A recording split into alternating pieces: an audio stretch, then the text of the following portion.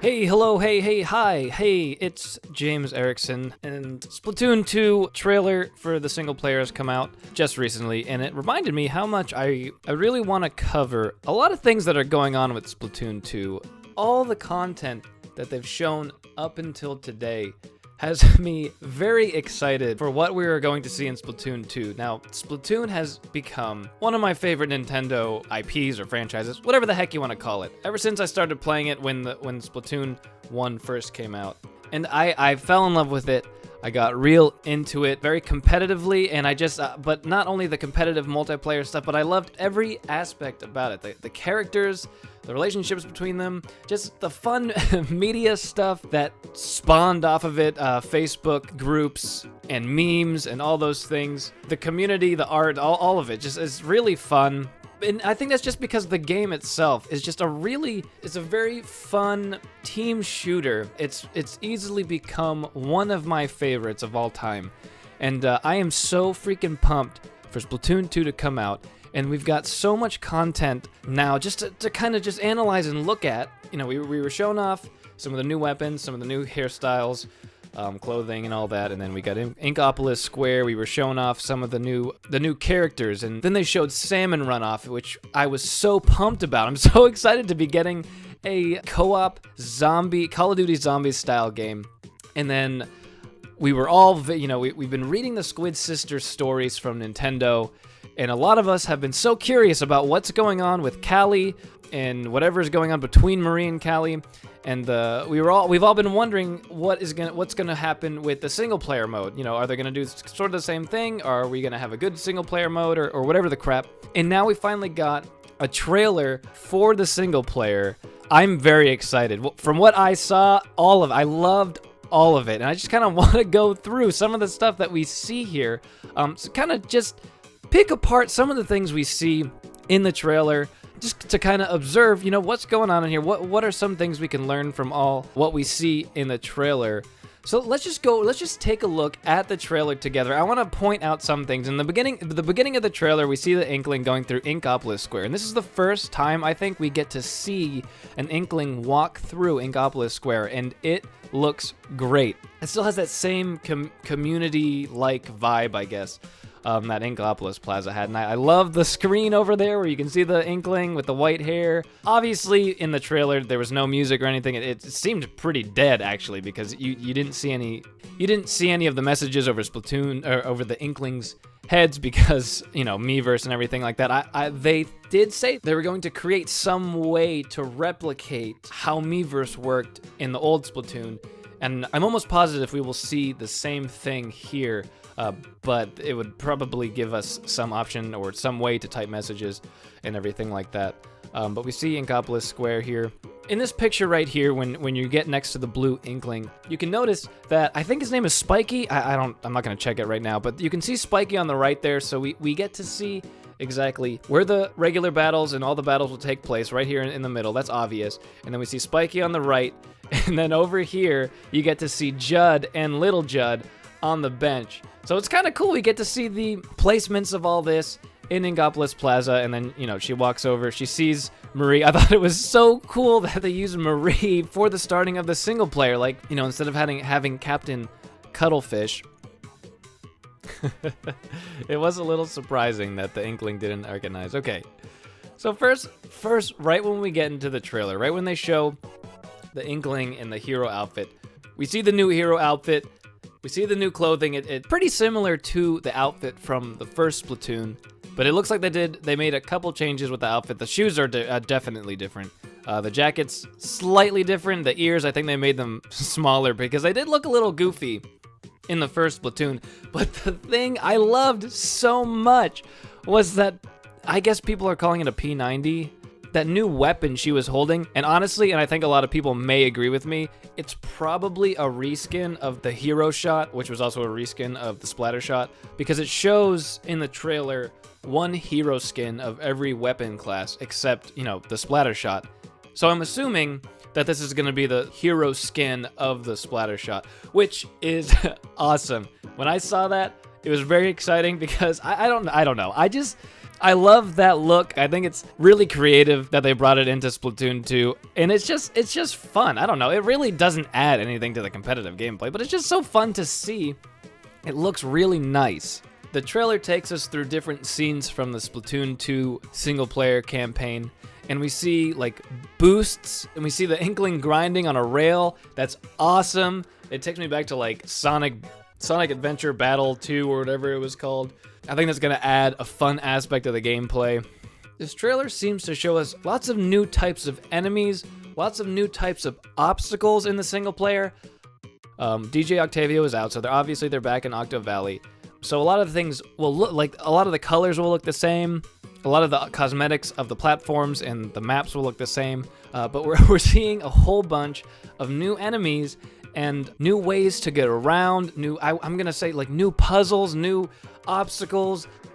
The Octarian with the Gatling gun in its mouth or whatever, that's so freaking cool.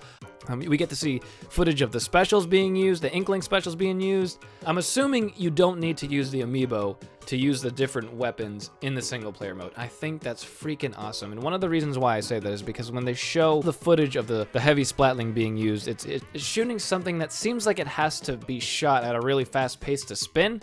I don't know.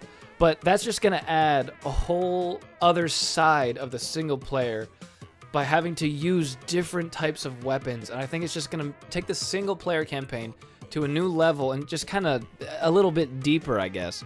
But we got the slosher, we see the dualies, the blasters, heavy splatling. I love heavy splatlings, and this one looks so freaking cool. I love it, and I'm assuming that at some point in the game, like when we complete the single player campaign, we'll be able to get a lot of these weapons, and I am so excited about that. The heavy splatling and definitely the reskin, the P90 splatter shot, are the two I definitely am going to be looking for, and will probably play a lot because they look so awesome. But we also see that the Octolings are back, and this one in particular is holding a roller, so that's really awesome. And we also see that she's wearing some special red glowing glasses, which I'll get into a couple minutes here, but it looks like we're going to be dealing with probably Octolings that may battle in many different ways that they did in Splatoon, in the first Splatoon, because I'm assuming this one has a roller, but I'm sure that other Octolings will probably have the other classes of weapons. So that's gonna allow us to experience different positions against the Octolings. So we see this one with the roller. I saw the picture with the bread. I thought was really funny. Those are the things that I love about a game like Splatoon, because it's all the silly stuff around the map you can just see and like laugh at, and it makes you just feel, I don't know, it's what gives the game character, you know, just like certain things about Mario Worlds give, you know, the Mushroom Kingdom, some things about the Mushroom Kingdom give Mario games its character. There's a lot of things about the Splatoon single player in particular that give it that feeling of, yes, I'm in this Octo Valley world. There's these weird looking Octolings all around in they just look like bread to me.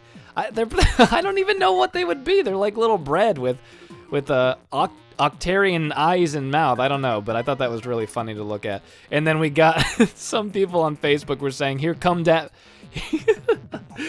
Fat Boy on the unicycle. And I loved what I saw here, because they're bringing back just whole new bosses, which just tells me that they seem to put a lot of work in here. And some people were skeptical, and they were thinking, are we getting a new Splatoon? Is Splatoon 2 an entirely new game? And I think, in my opinion, from what we see in the trailer for the single player, it seems they went through a lot of work to say, yes, this is an entirely new story.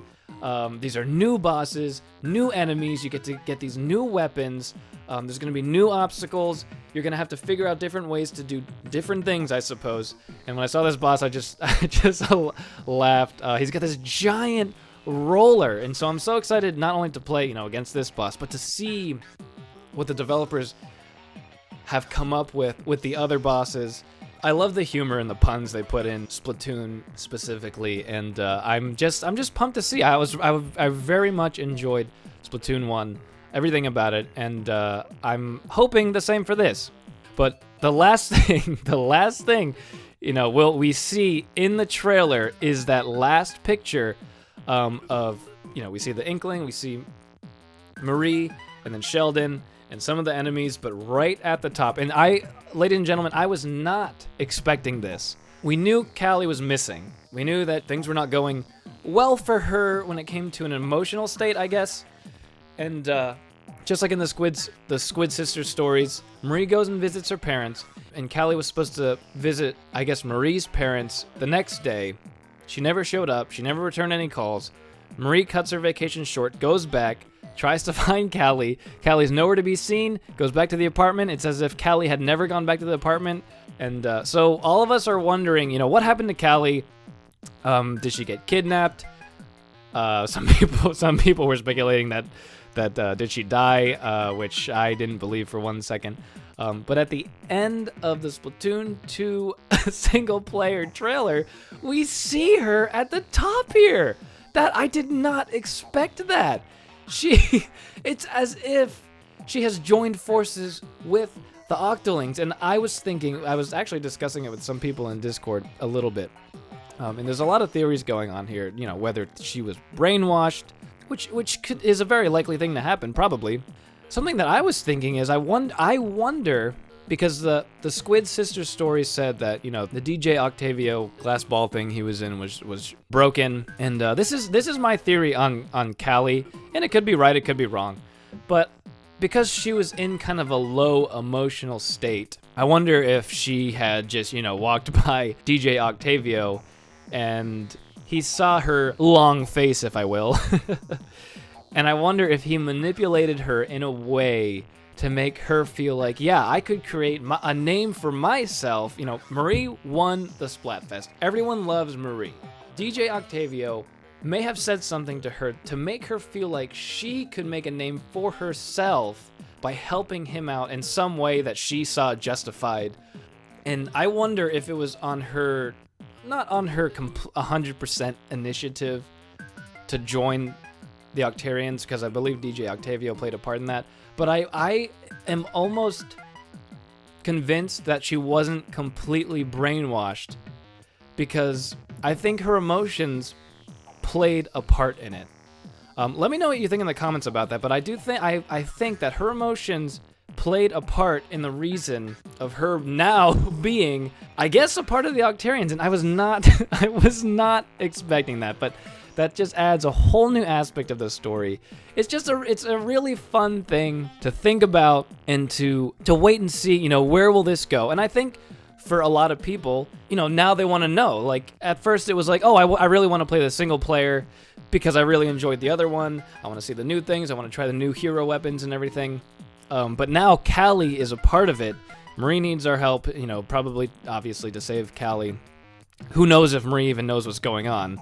But yeah, this was really cool. So we'll see how that plays out. Callie looks like she has the glasses on, the glasses that the Octolings were wearing. So she's either controlling the Octolings, or they're all, including her, being controlled by DJ Octavio himself, or she's alongside DJ Octavio. We'll see how that all plays out. I'm excited to see how it all plays out. I'm just excited to play the game. Some of you guys know how much I loved this game. And we're getting closer and closer. July 21st is when it's going to come out. Let me know what you guys think. I want to know what you guys thought about the single-player trailer, and I want to know what you guys think about Callie and all this mess that she seemed to get herself into. Thank you guys for watching.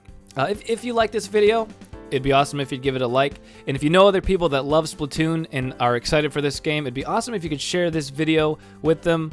I would love to know lots of opinions on this and kind of share, my love for this game with other people. And if you're not subscribed to Erickson Gaming already, subscribe now, and I'm going to cover more things on Splatoon 2 in the future, and then when it comes out, we'll be playing together. We'll be doing a playthrough through the single player. We'll be covering a lot of stuff, when it comes to multiplayer and weapons. Obviously, that's not the only thing we do on this channel. We do a lot of other things, and you can check out all our videos and whatnot if you desire to. But anyways, guys, thanks for watching. You guys have a nice day, and I'll talk to you later.